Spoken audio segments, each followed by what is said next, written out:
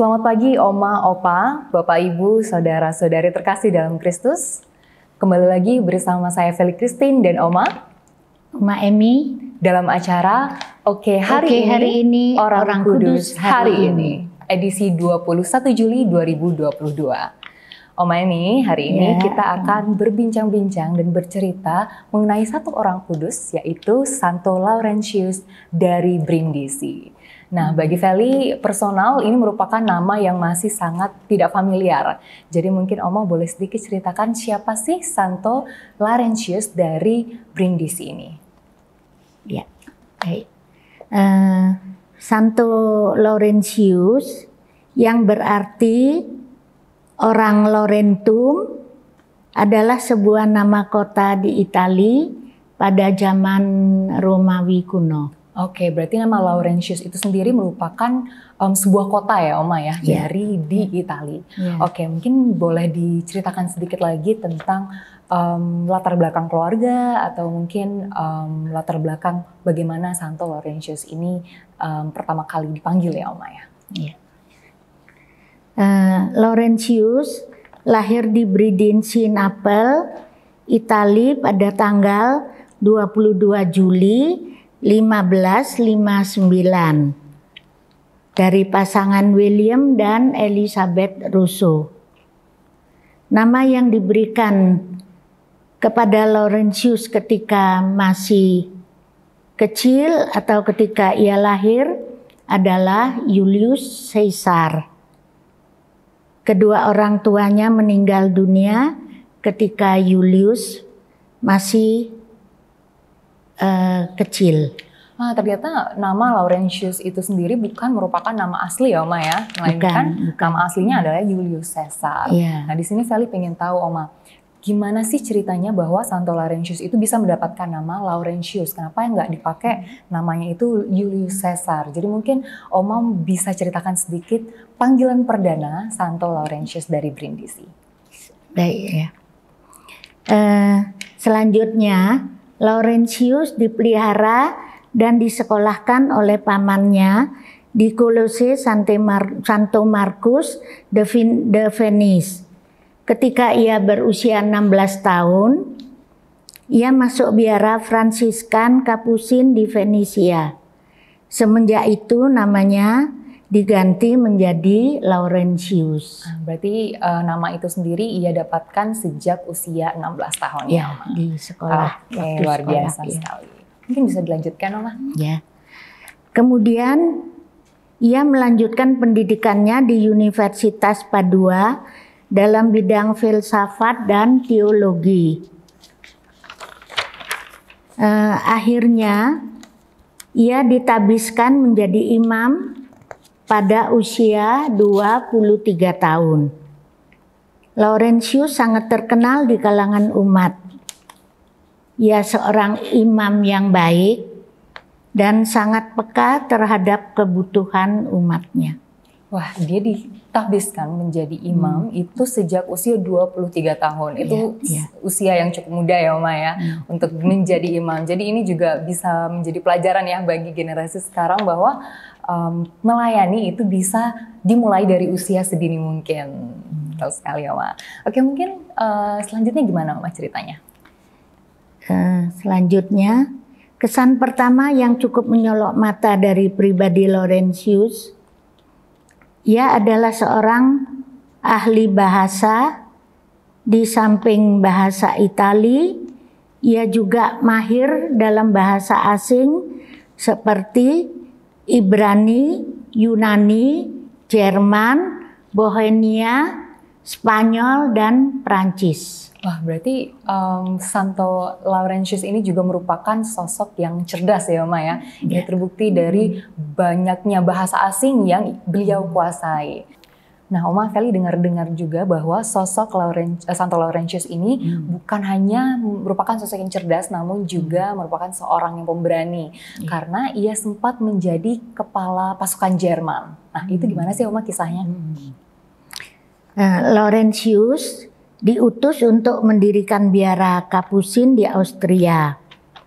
Kaisar Rudolf II tidak menghendaki kedatangan mereka. karena kelemah lembutan Laurentius dalam merawat para korban wabah penyakit, sehingga meruntuhkan hati kaisar. Berarti Santo Laurentius ini juga merupakan seseorang yang sangat ringan tangan ya. Terbukti bahwa dia juga langsung turun ke lapangan membantu orang-orang yang terkena wabah penyakit tanpa takut tertular. Luar biasa sekali. Ini bisa dilanjutkan, Oma? Ya. Kemudian kaisar meminta untuk memujuk para bangsawan Jerman agar ikut berperang melawan pasukan Turki. Saat itu Sultan Turki tengah berperang melawan raja-raja di Eropa dan berusaha menghapus kekristenan.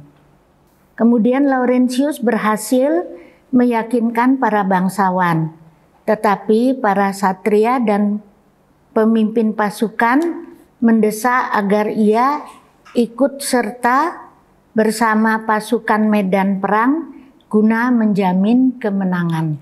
Nah, ketika Santo Laurentius itu masuk ke dalam medan perang, saya dengar-dengar bahwa beliau juga tidak membawa senjata. Itu betul ya, Oma ya? Betul. Namun hal apa saja yang dibawa pada saat itu? Pada saat itu Laurentius berperang hanya memakai jubah kapusin dan kalung salib. Hanya dua itu saja ya? Untuk melawan musuh. Dan hasilnya? Hasilnya sangat luar biasa. Luar biasa. Berarti dia menang ya? Menang. Luar biasa. Jadi di sini juga kita bisa belajar banyak bahwa kita juga harus menjadi pribadi yang berani. Jadi kita tidak boleh takut untuk menghadapi apa yang mungkin di depan kita itu sangat besar. Betul ya, Oma ya? Oke, selanjutnya nih Oma, tadi kan Oma sudah bercerita tentang awal hidup dari Santo Laurentius dari Brindisi, dan sekarang saya ingin tahu nih, bagaimana sih karya-karya beliau sebagai seorang imam? Pada tahun 1602, Laurentius diangkat menjadi superior jenderal Kapusin. Ia berkhotbah dan menulis guna memperluas kabar gembira. Ia pergi ke misi-misi perdamaian, ke Munich, Jerman, dan Madrid, Spanyol. Para penguasa wilayah tersebut mendengarkan nasihatnya dan misinya sangat gemilang. Wah, dari sini saja kita sudah tahu ya bahwa Santo Laurentius ini juga merupakan seseorang yang sangat digemari, sangat disegani juga, terutama oleh para bangsawan. Terbukti bahwa mereka sampai-sampai mendengarkan ajaran dan khotbah-khotbah yang diberikan oleh beliau. Iya. Mungkin lanjutnya, Oma. Selain itu juga ia ditunjuk sebagai pembantu terdekat dan penasehat Sri Paus. Tugas yang dibebankan kepadanya membutuhkan suatu kebijaksanaan yang tinggi. Ia ternyata mampu melaksanakan semua tugas-tugas itu dengan sangat berhasil. Luar biasa. Nah, dari tadi kan Oma sudah menceritakan benar-benar dari awal hingga mungkin pertengahan. Nah, sekarang saya ingin tahu bagaimana sih kisah wafat dan sampai-sampai Santo Laurentius itu diberikan gelar kudus.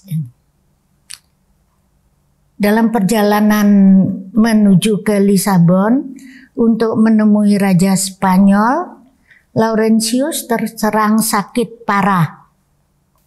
Ia meninggal pada hari ulang tahunnya pada tanggal 22 Juli 1619. Kemudian Laurentius dinyatakan kudus oleh Paus Leo ke-13 pada tahun 1881. Ia dihormati sebagai doktor apostolis oleh gereja. Doktor apostolik. Luar biasa. Nah, selain gelar doktor apostolik nih, Oma, penghormatan-penghormatan seperti apa sih yang diberikan untuk Santo Laurentius dari Brindisi?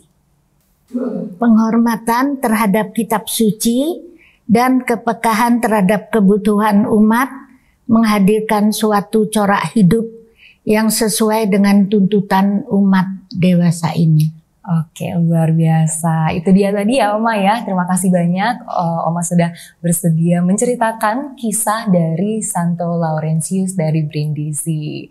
Beliau sendiri juga mengajarkan banyak hal ya kepada kita semua, yaitu kita diajarkan untuk selalu menjadi pribadi yang lemah lembut, ringan tangan, cerdas dan juga berani. Dan ini tentunya sangat relevan dengan terutama untuk generasi saat ini yang mungkin seringkali merasa takut ketika ingin mencoba sesuatu hal yang baru. Namun ketika kita imani itu, kita percaya sesuatu itu akan berhasil, maka hal tersebut pastinya akan berhasil.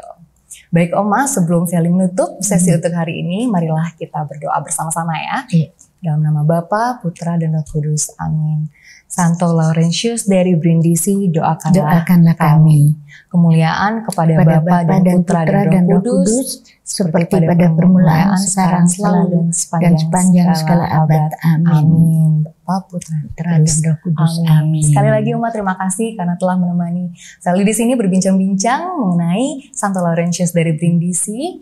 Dan demikian sesi kita pada hari ini. Sampai jumpa di acara Oke, hari ini Orang Kudus hari ini selanjutnya.